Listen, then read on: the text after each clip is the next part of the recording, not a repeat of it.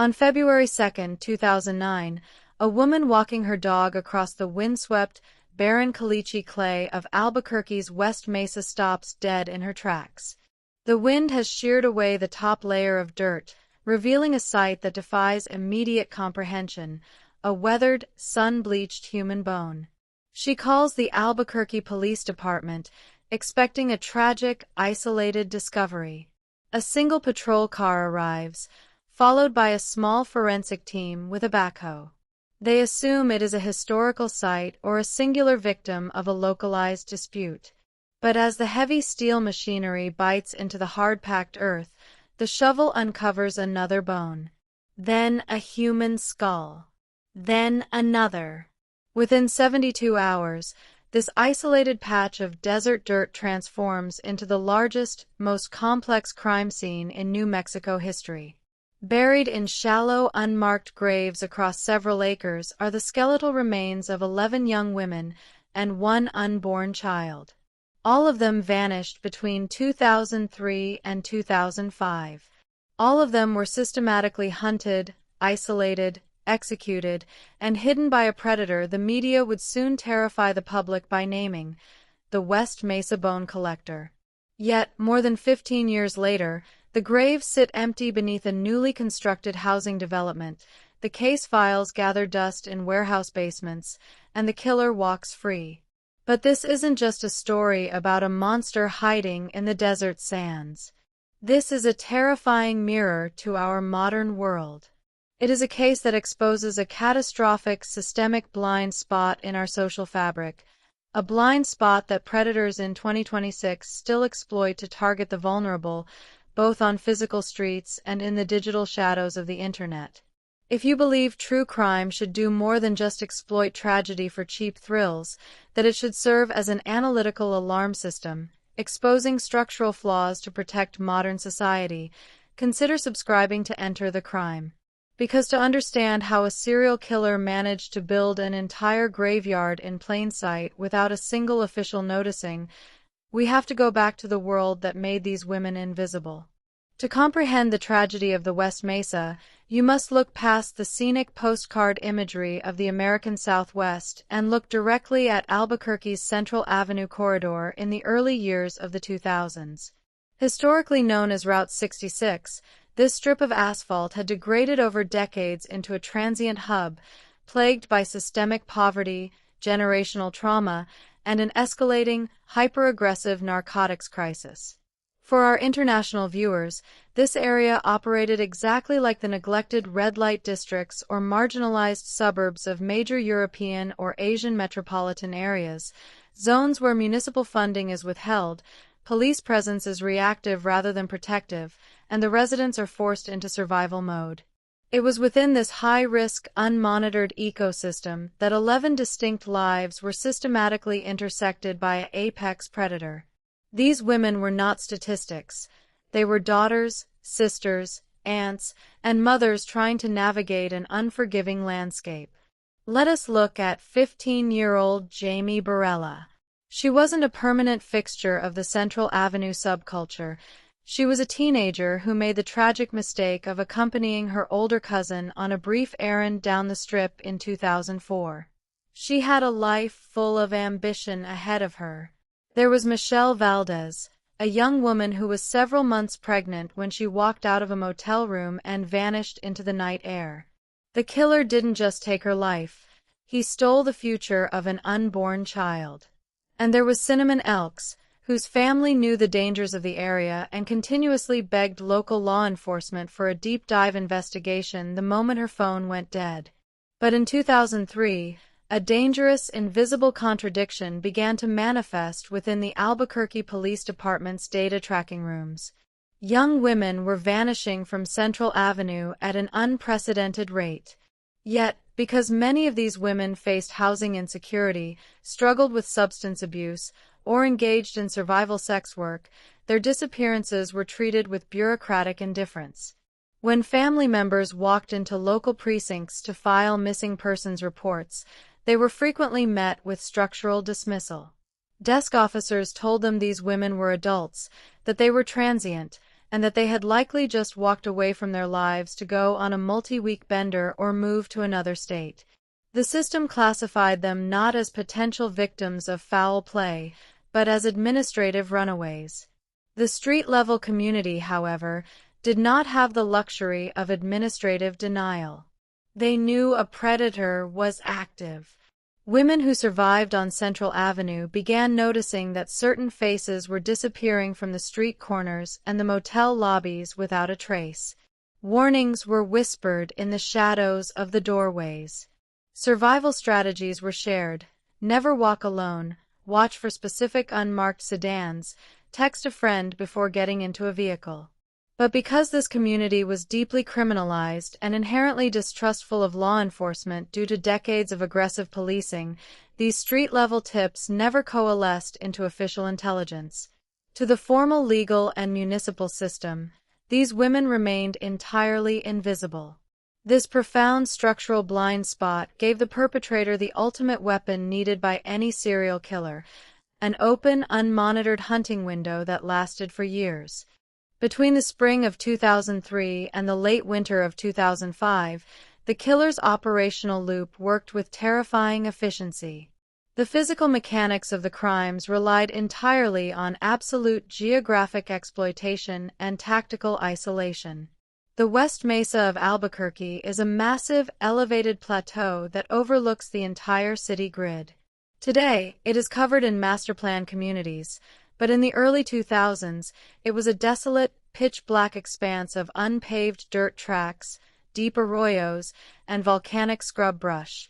It was a geographic wasteland frequently used by unscrupulous construction crews for illegal dumping of concrete, tires, and trash. The killer's methodology reveals a mind that was chillingly calculated and physically organized.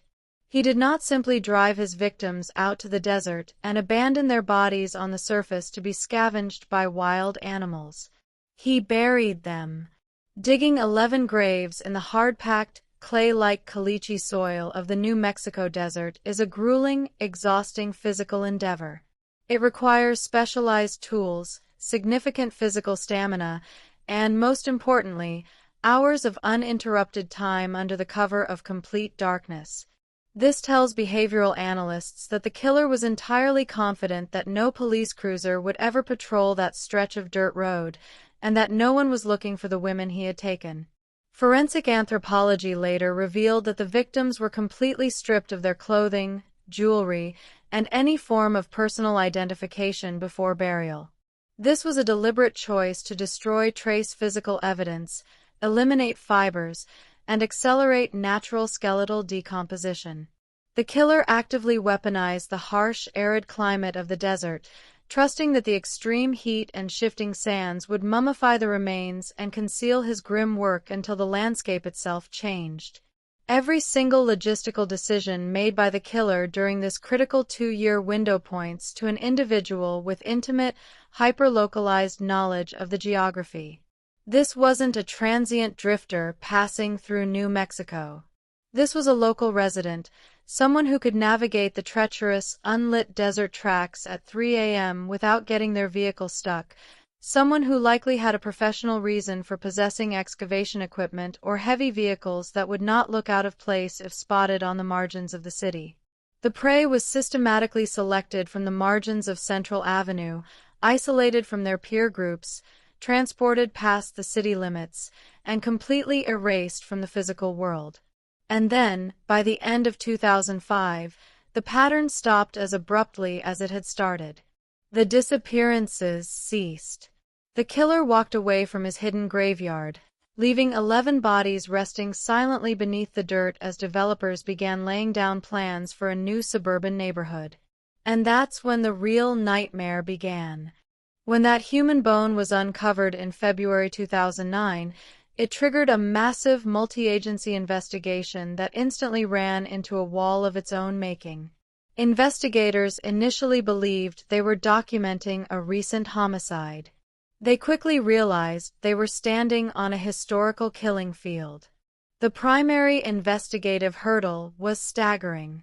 Because the bodies had been buried in dry, porous earth for up to 6 years, There was absolutely no usable touch DNA, no hair samples from the killer, and no fluid evidence left on the remains.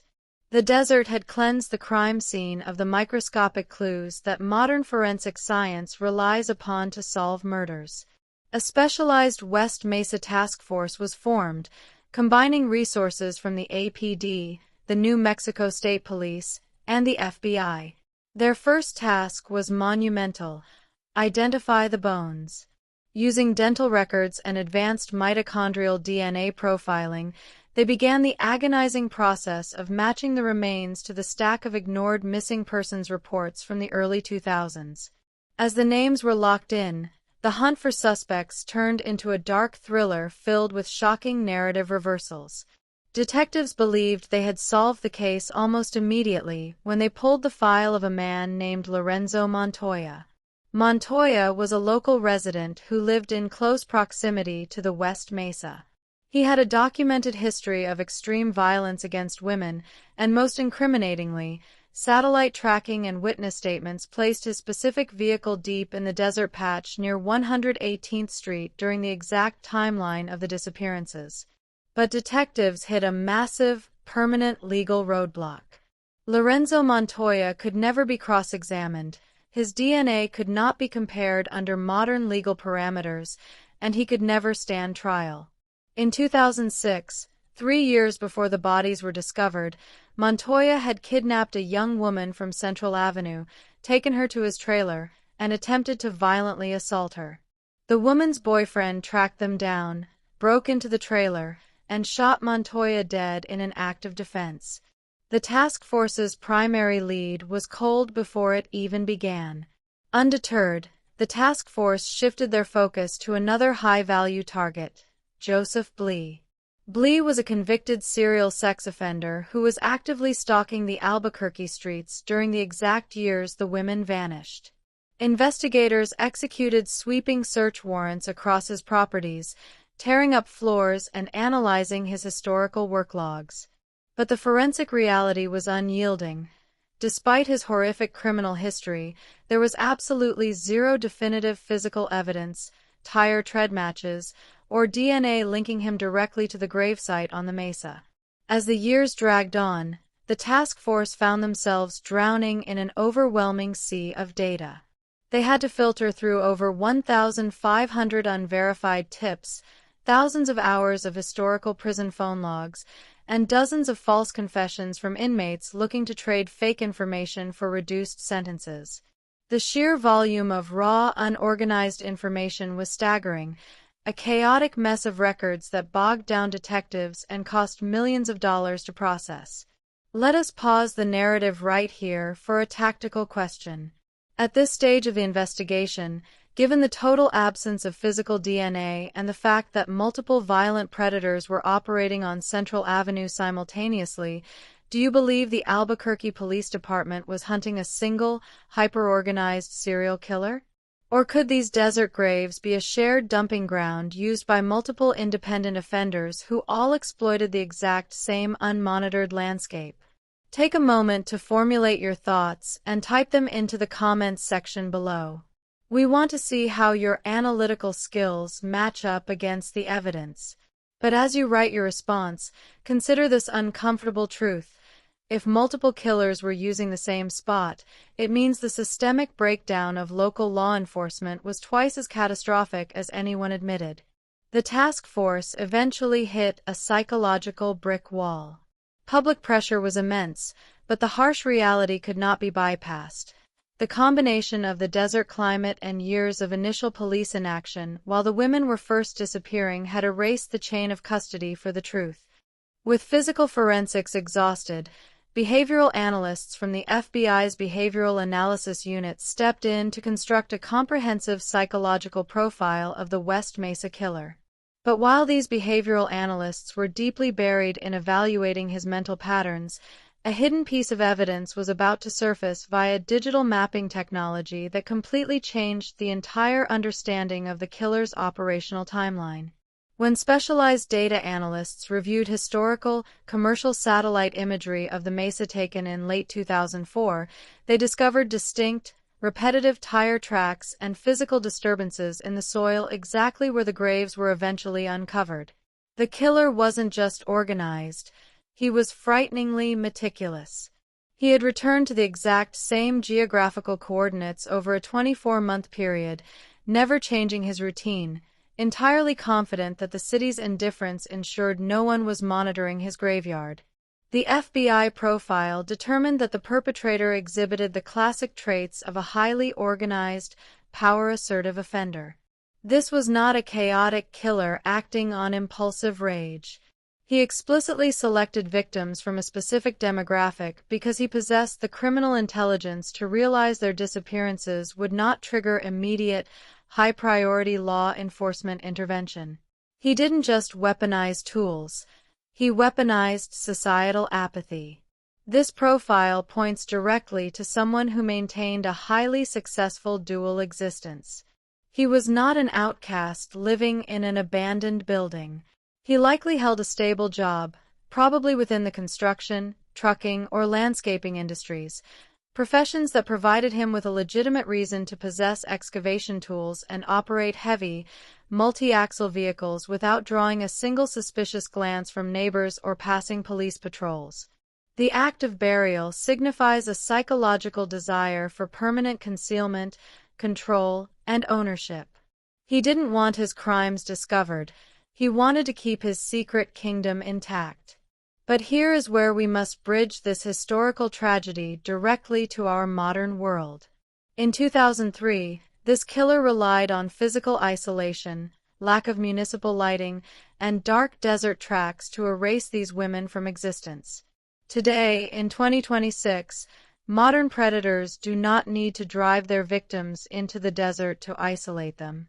They use the anonymity of the dark web, encrypted messaging apps, and sophisticated digital romance scams to financially coerce, psychologically trap, and physically exploit vulnerable individuals right from the comfort of their own homes.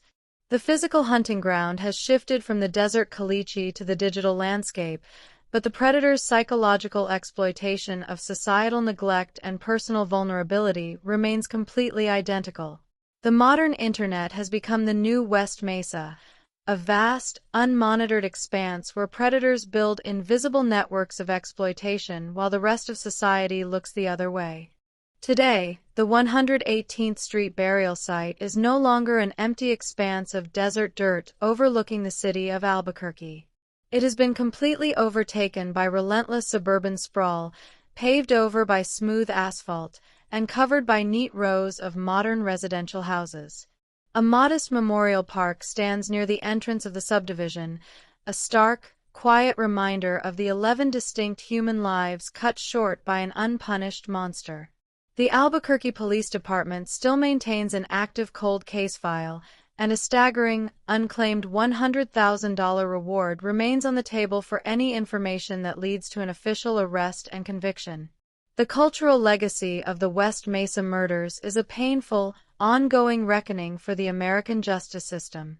It forced a massive nationwide reevaluation of how law enforcement agencies categorize and handle missing persons reports for marginalized, indigenous, and transient communities. It proved with devastating clarity that labeling vulnerable women as voluntary runaways is not just a bureaucratic failure.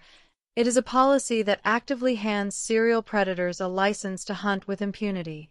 But the ultimate goal of analyzing this tragedy cannot just be historical curiosity or true crime entertainment. It must serve as a functional alarm system for our modern culture. We cannot fix the failures of 2003, but we can change how we monitor our current world.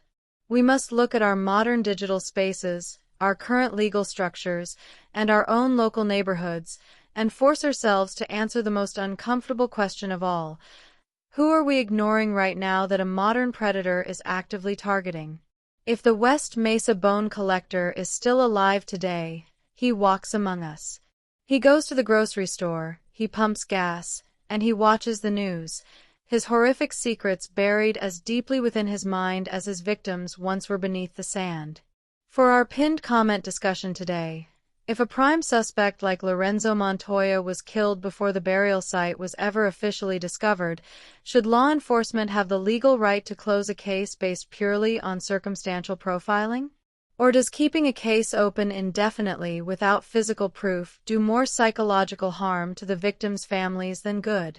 What concrete steps can our modern communities take to protect those who are still invisible to the system? The New Mexico desert keeps its secrets exceptionally well, but our collective societal awareness is the only force powerful enough to outlast the sand and bring the hidden darkness into the light.